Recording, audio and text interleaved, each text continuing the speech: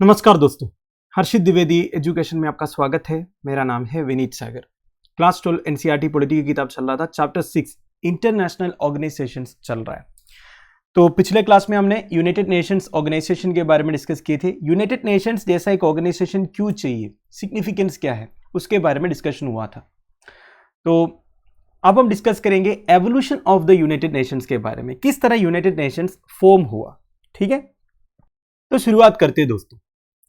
First world war के बाद सबको यह पता चल गया एक इंटरनेशनल ऑर्गेनाइजेशन तो चाहिए इंटरनेशनल कॉन्फ्लिक्ट्स के साथ डील करने के लिए, क्योंकि कंट्रीज के बीच में तो कॉन्फ्लिक्ट्स होता रहता है, ओपिनियन डिफरेंसेस होते रहते हैं और एक कंट्री दूसरे कंट्री को अटैक करते हैं, इससे दोनों कंट्रीज को नुकसान होते हैं।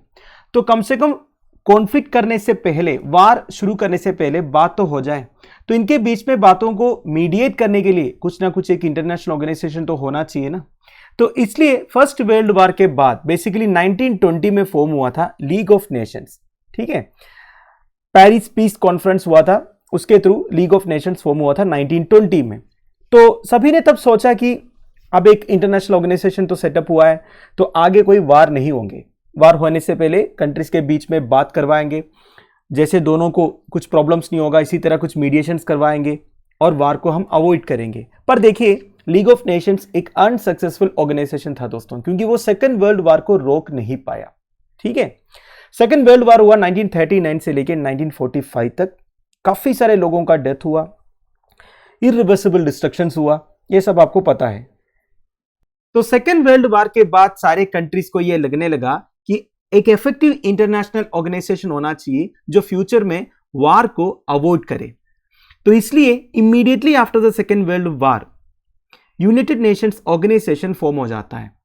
आप बोल सकते हैं लीग ऑफ नेशंस का एक सक्सेसर है यूनाइटेड नेशंस ऑर्गेनाइजेशन। ठीक है, the organisation was set up through signing of the United Nations charter by 51 states. देखिए दोस्तों, यूनाइटेड स्टेट्स ऑफ अमेरिका में सैन फ्रांसिस्को करके एक जगह है, उधर होता है यूनाइटेड नेशंस इंटरनेशनल कॉन्फ्रेंस। उस कॉन्फ्रेंस में 51 स्टेट्स एक चार्टर साइन करते हैं, जिसे आप सैन फ्रांसिस्को चार्टर भी बोल सकते हैं वैसे, क्योंकि ये सैन फ्रांसिस्को में साइन हुआ था। तो ऐसे फॉर्म हुआ था यूनाइटेड नेशंस ऑर्गेनाइजेशन।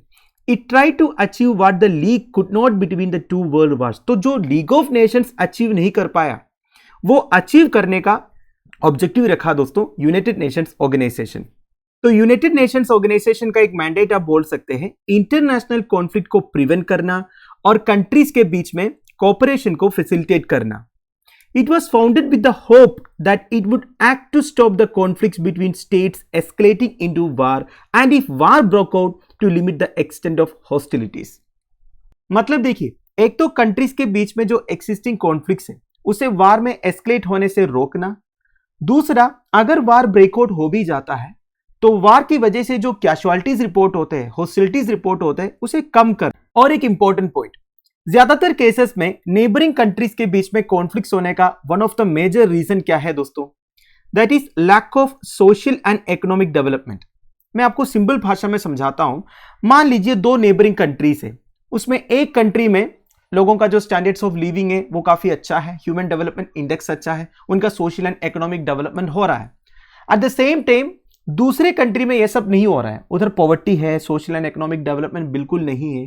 तो उस कंट्री को ये लगने लगेगा कि हमारा डेवलपमेंट इसलिए नहीं हो रहा है नेबरिंग कंट्री की वजह से। नेबरिंग कंट्री के पास बहुत सारे रिसोर्सेस है जिससे वो रेवेन्यू जनरेट कर पाए, इसलिए वो कंट्री को यह भी लगेगा कि दूसरी कंट्री जो रिसोर्सेस को एक्सप्लॉइट कर रहा है, जिससे वो रेवेन्यू जनरेट कर रहा है, जिसकी वजह से उधर के सिटीजन्स का स्टैंडर्ड ऑफ लिविंग काफी अच्छा है, वो नेचुरल रिसोर्सेस का एक्चुअल ऑनेस्ट हम भी हैं, उसका आधा हमें भी मिलना चाहिए। तो ऐसे केसेस में आपस में कॉन्फ्लिक्ट हो जाता है, क्योंकि एक कंट्री दूसरे कंट्री से पूछेंगे आप जो नेचुरल रिसोर्सेज को एक्सप्लॉइट कर रहा है उसका आधा हमें दे दो, वो तो देंगे नहीं। तो ऐसे ही एक्चुअली क्या होता है, कॉन्फ्लिक्ट शुरू हो जाता है, बाद में ये वार में एस्केलेट हो जाता है। ये मैं आपको one of the possible reasons बता रहा हूं नेबरिंग कंट्रीज के बीच में कॉन्फ्लिक्ट होने का। ठीक है, for example recently Greece and Turkey के बीच में कुछ इश्यूज हुआ था ना, बेसिकली एगन सी में, एगन सी मतलब ये जो एरिया है एगन सी मेडिटेरेनियन सी का पार्ट है, एगन सी में कुछ आइलैंड्स एंड छोटे छोटे आइलैंड्स का ओनरशिप को लेके ये इश्यू था। तो इसी तरह इश्यूज होते हैं नेबरिंग कंट्रीज के बीच में, है कि नहीं? वैसे बताना है तो बहुत सारे एग्जांपल्स है। फॉर एग्जांपल आर्मेनिया और अजरबैजान के बीच में नागोर्नो कराबाख रीजन को लेके इश्यूज चल रहा था। एक्चुअली ये बहुत बड़ा वार भी होने वाला था, कॉन्फ्लिक्ट्स तो बहुत सारे हुआ, काफी सारे कैजुअलिटीज भी रिपोर्ट हुआ। अब ये नागोर्नो कराबाख रीजन जो है उधर रिसोर्सेज बहुत है, हाइड्रोकार्बन रिसोर्सेज वगैरह बहुत है, इसलिए दोनों कंट्रीज वो एरिया को क्लेम कर रहा था। तो यही मैं बोल रहा था दोस्तों, नेबरिंग कंट्रीज के बीच में प्रॉब्लम्स होने का अलग अलग रीजन हो सकता है, उसका वन ऑफ द रीजन से ये, ठीक है। तो ऐसे कॉन्फ्लिक्ट्स नहीं होने के लिए क्या किया जा सकता है? अगर एक कंट्री का सोशल एंड इकोनॉमिक डेवलपमेंट के लिए सपोर्ट करने से अगर दो कंट्रीज के बीच में कॉन्फ्लिक्ट सोल्व हो सकता है, तो यह भी करता है दोस्तों United Nations organisation. They intend to bring countries together to improve the prospects of social and economic development all over the world. समझ रहे हो ना? और एक एग्जांपल है United Nations commission on India and Pakistan. India और पाकिस्तान के बीच में कश्मीर को लेके जो इश्यूज है उसे सोल्व करने के लिए, बेसिकली ऐसे मीडिएटर का रोल प्ले करने के लिए United Nations commission on India and Pakistan appoint किया था। वैसे उसे ज्यादा कुछ फायदा नहीं हुआ है, फिर भी देखिए कोशिश तो रहा है। तो इसी तरह जब भी दो कंट्रीज के बीच में कुछ एरियाज ऑफ कॉन्फ्लिक्ट्स है और अगर यूनाइटेड नेशंस को ये लगता है ये जो कॉन्फ्लिक्ट है बाद में वार में एस्केलेट हो सकता है, तो हमेशा यूनाइटेड नेशंस का कोशिश रहा है इश्यूज को अमिकेबली सोल्व करने के लिए। तो ठीक है, अब हम डिस्कस करेंगे founding of the United Nations. देखिए यूनाइटेड नेशंस ऑर्गेनाइजेशन किस तरह फॉर्म हुआ, उसका एक टाइमलाइन दिया हुआ है इधर। 1941 अगस्त से लेके 1945 अक्टूबर 24 तक का टाइमलाइन है। इसी बीच में क्या क्या इंपॉर्टेंट डेवलपमेंट्स हुए थे। फाइनली 1945 अक्टूबर 30 का भी दिया हुआ है। ये वो डेट है दोस्तों जब India United Nations organisation join किए थे। तो शुरू करते हैं 1941 अगस्त से। देखिए ये टाइम कौन सा टाइम था? सेकेंड वर्ल्ड वार हो रहा था। 1939 से लेके 1945 तक सेकेंड वर्ल्ड वार हो रहा था ना। तो उसी बीच में एक अटलांटिक चार्टर साइन होता है दोस्तों by the US president Franklin D Roosevelt and British prime minister Winston S Churchill.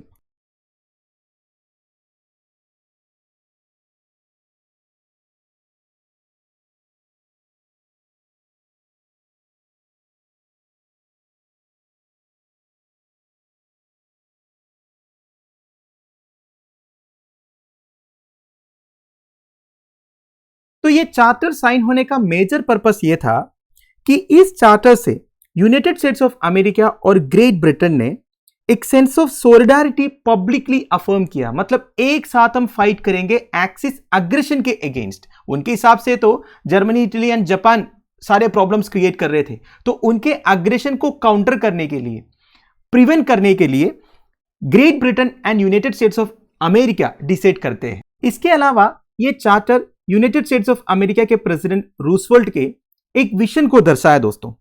Actually उनका विजन ये था, पोस्ट वार वर्ल्ड में, बेसिकली सेकेंड वर्ल्ड वार के बाद दुनिया ऐसा होना चाहिए जहां पे कंट्रीज के बीच में कोऑपरेशन हो, कोई भी कंट्री दूसरी कंट्री की टेरिटरी को अटैक ना करो, ट्रेड हो, इंटरनेशनल कोऑपरेशन हो, कलेक्टिव सिक्योरिटी हो।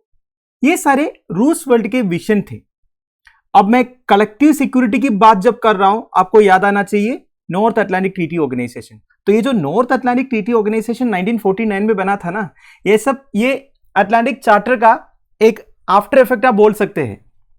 इसके बाद 1942 जनवरी को 26 allied nations fighting against the axis powers meet in Washington DC to support the Atlantic charter and sign the declaration by United Nations. तो देखिए अलाइड पावर्स को जितने कंट्रीज ने सपोर्ट किया था, करीब 26 अलाइड नेशंस जो एक्सिस पावर्स के अगेंस्ट फाइट कर रहे थे, ठीक है, वो वाशिंगटन डीसी में एक मीटिंग अटेंड करते हैं। बेसिकली इन सारे कंट्रीज के जो लीडर्स है वो वाशिंगटन डीसी में मिलते हैं और इनका पर्पस ये था कि अटलांटिक चार्टर के लिए अपना सपोर्ट शो करना, ठीक है, और ये declaration by United Nations sign करते हैं।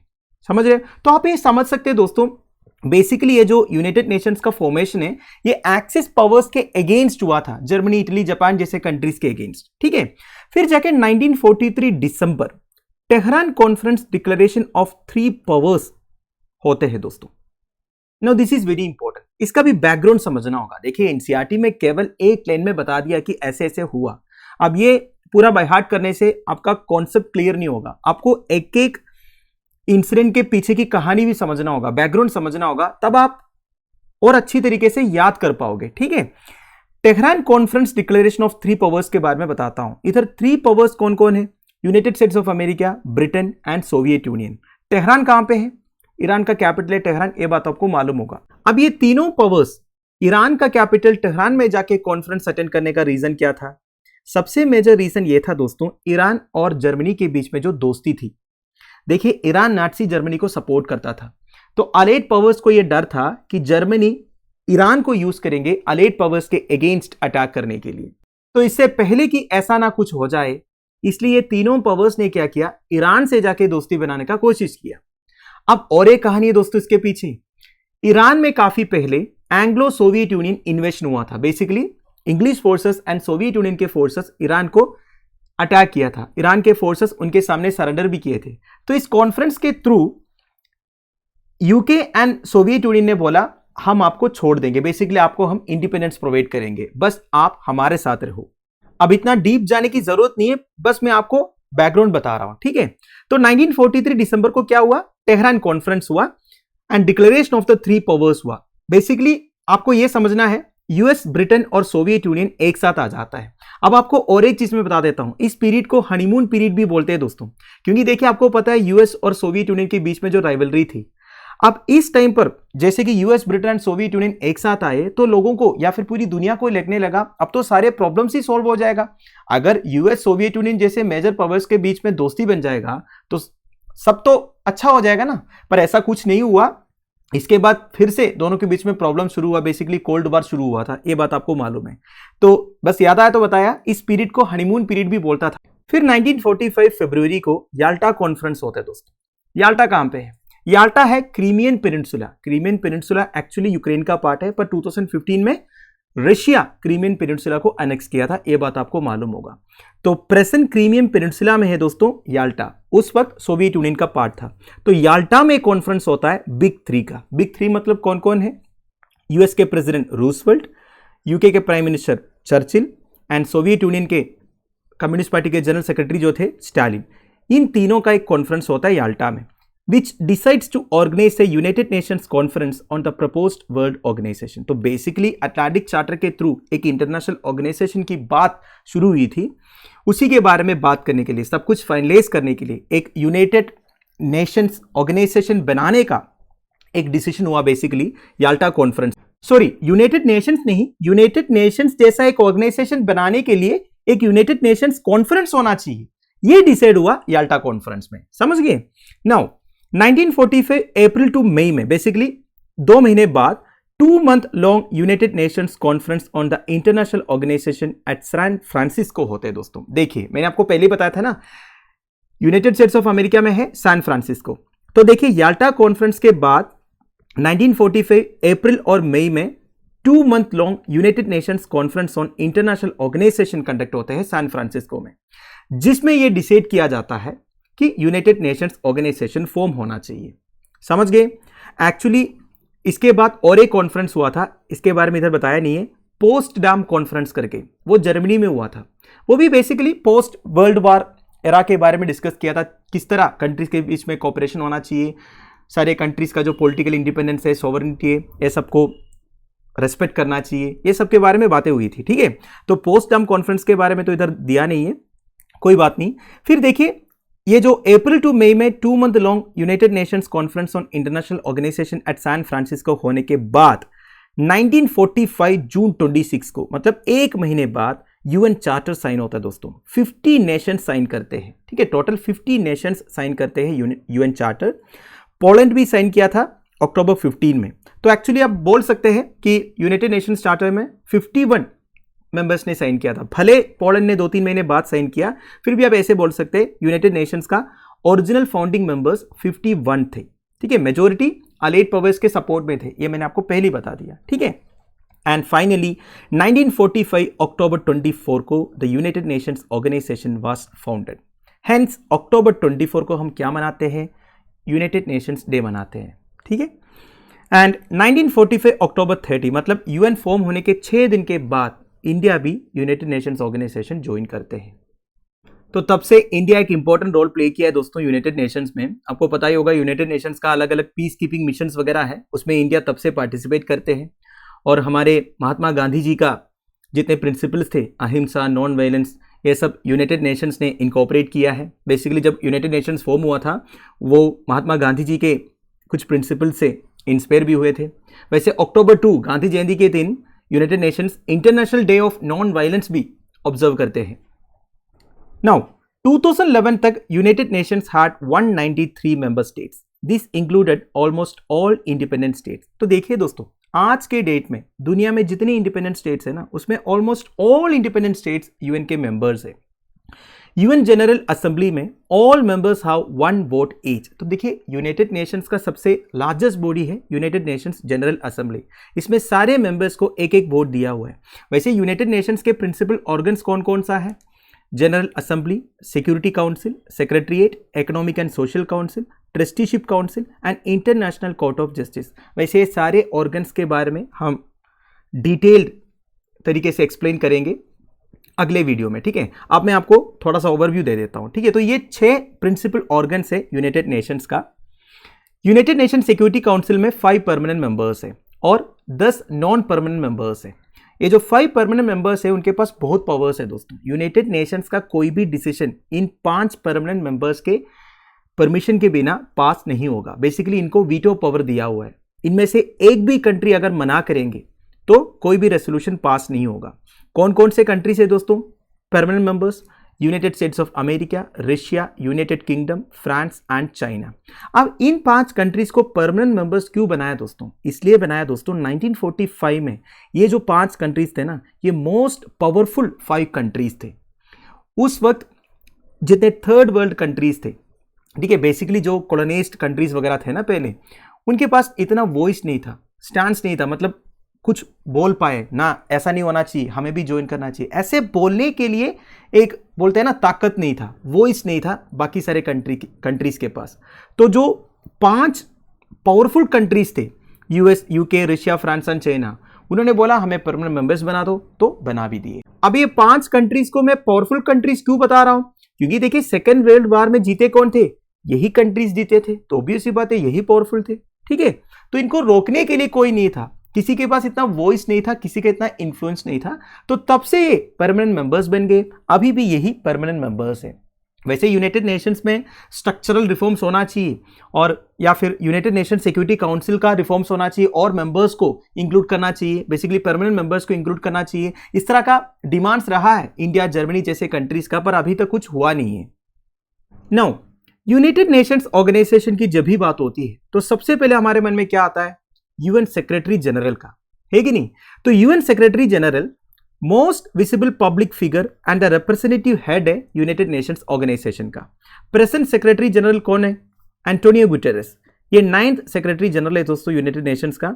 ही took over as the secretary general on 1 जनवरी 2017। तो देखिए 1 जनवरी 2017 से एंटोनियो गुटेरेस यूनाइटेड नेशंस के सेक्रेटरी जनरल है।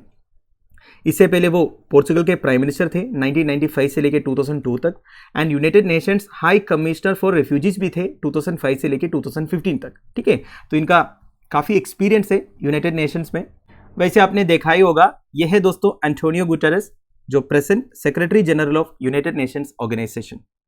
यूनाइटेड नेशंस में ये प्रिंसिपल ऑर्गन्स के अलावा डिफरेंट स्ट्रक्चर्स एंड एजेंसीज है दोस्तों। देखिए, war and peace and differences between member states are discussed in the general assembly as well as the security council. तो बेसिकली देखिए, कंट्रीज के बीच में जो कॉन्फ्लिक्ट्स होते हैं, डिफरेंसेस होते हैं, वॉर एंड पीस की बातें हैं, ये सब कहाँ पे होता है? यूनाइटेड नेशंस जनरल असेंबली में होता है, या फिर यूनाइटेड नेशंस सिक्योरिटी काउंसिल में भी होते हैं। देखिए, यूनाइटेड नेशन सिक्योरिटी काउंसिल में 5 परमानेंट मेंबर्स के बारे में मैंने बताया आपको। इसके अलावा 10 नॉन परमानेंट मेंबर्स भी है जो 2 साल के लिए इलेक्ट होते हैं, ठीक है। हर 2 साल में ये 10 परमानेंट मेंबर्स चेंज होता है, ठीक है। बस मैंने आपको बता दिया। Now social and economic issues are dealt with by many agencies. अब देखिए, सोशल एंड इकोनॉमिक इश्यूज को कौन कौन डिस्कस करते हैं यूनाइटेड नेशंस में? अलग अलग एजेंसीज है, जैसे कि world health organisation, the United Nations development programme, United Nations human rights commission, United Nations high commission for refugees, United Nations children fund, United Nations educational, scientific and cultural organisation among others. अब देखिए दोस्तों, इन सारे agencies का नाम से आपको पता चल रहा होगा इनकी क्या फंक्शंस होंगे। जैसे कि वर्ल्ड हेल्थ ऑर्गेनाइजेशन का क्या है? वर्ल्ड हेल्थ ऑर्गेनाइजेशन का क्या होगा? हेल्थ रिलेटेड जितने मैटर्स है उसके बारे में गाइडलाइंस इशू करना या फिर सारे कंट्रीज को एडवाइस करना, ये सब वर्ल्ड हेल्थ ऑर्गेनाइजेशन का काम है, ठीक है। जैसे कि कोविड-19 पैंडेमिक के टाइम पर WHO के गाइडलाइंस वगैरह हम फॉलो किए थे, है कि नहीं। आज भी देखा जाएगा तो हेल्थ से रिलेटेड जितने भी मैटर्स है उसका एक इंटरनेशनल प्लेटफॉर्म आप बोल सकते हैं वर्ल्ड हेल्थ ऑर्गेनाइजेशन जो है। यूनाइटेड नेशंस डेवलपमेंट प्रोग्राम मतलब overall development of the countries, ये इनका एक रेस्पॉन्सिबिलिटी है। United Nations human rights commission क्या है, बेसिकली दुनिया भर में जो ह्यूमन राइट्स वायलेशंस वगैरह होता है उसको देखते हैं।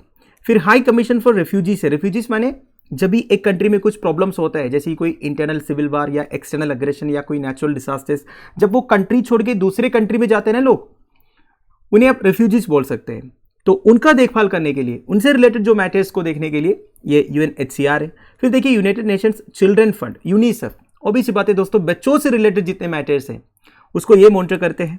फिर देखिए यूनेस्को, एजुकेशन से रिलेटेड, साइंटिफिक एंड कल्चर से रिलेटेड जितने मैटर्स हैं इसको संभालता है यूनेस्को जो है। जैसे कि यूनेस्को का वर्ल्ड हेरिटेज साइट्स के बारे में आपने सुना होगा, basically culture preservation, scientific preservation, ये सब इनकी रिस्पॉन्सिबिलिटी है। तो ठीक है, तो ये सारे यूनाइटेड नेशंस का इंपॉर्टेंट एजेंसीज है जो अलग अलग फील्ड्स में काम करते हैं। वैसे और भी कई सारे एजेंसीज है यूनाइटेड नेशंस का, जो मेजर है वो एनसीईआरटी में दिया हुआ है। वैसे मैं आपको बताऊं दोस्तों, इन सारे एजेंसीज के बारे में डिटेल्ड एक्सप्लेनेशन हमारे चैनल पर अवेलेबल है। आप हर्षित द्विवेदी नाम के साथ ये एजेंसीज का नाम बस टाइप कीजिए, आपको वीडियो मिल जाएगा, ठीक है। 20-30 मिनट का वीडियो है, सारे फंक्शंस, स्ट्रक्चर, रिस्पॉन्सिबिलिटीज, चैलेंजेस सब कुछ बताया हुआ है उन वीडियोस में। तो दोस्तों दैट्स इट, अभी के लिए इस वीडियो को मैं फिनिश कर रहा हूं। अगले वीडियो में हम डिस्कस करेंगे reform of the UN after the cold war. So thank you for watching, bye bye, have a nice day.